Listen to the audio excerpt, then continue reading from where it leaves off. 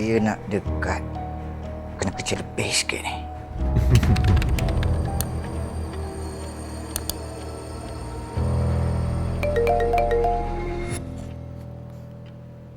Assalamualaikum, Aunty.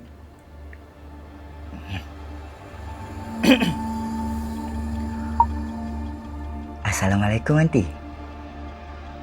Aunty tekan link, download app tu ya. Install, lepas tu tekan allow semua. Cepat, Aunty. Promo ni sekejap je.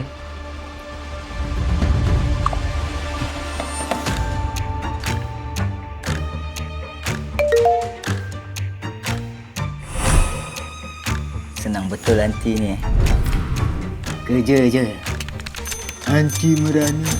Aku beraya.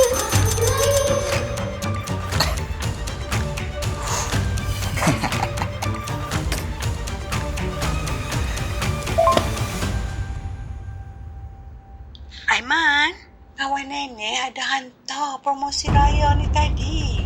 Nak download dulu ke? Ya betul ke murah? Raya nak dekat. Kena kecil lebih sikit ni. Download app tu ya.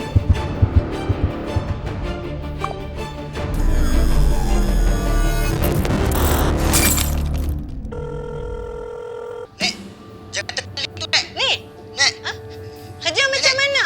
anda app. Okey ke? Nek, itu cuma tipu, Nek. Hello. Nek, Nek, Nek.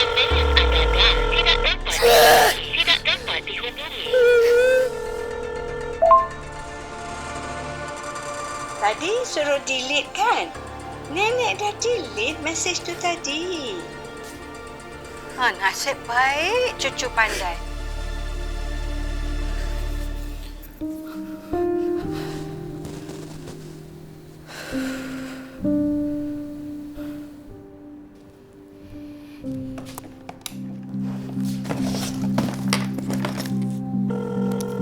Assalamualaikum, Nenek.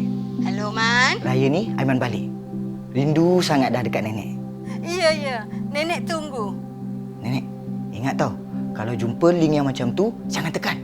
Itu semua merepek. Scam. Ya. Kerja okey tak? Lepas raya, Aiman kerja tempat baru. Ya, Aiman balik nanti. Aiman bagi tahu. Kita jumpa nanti tau.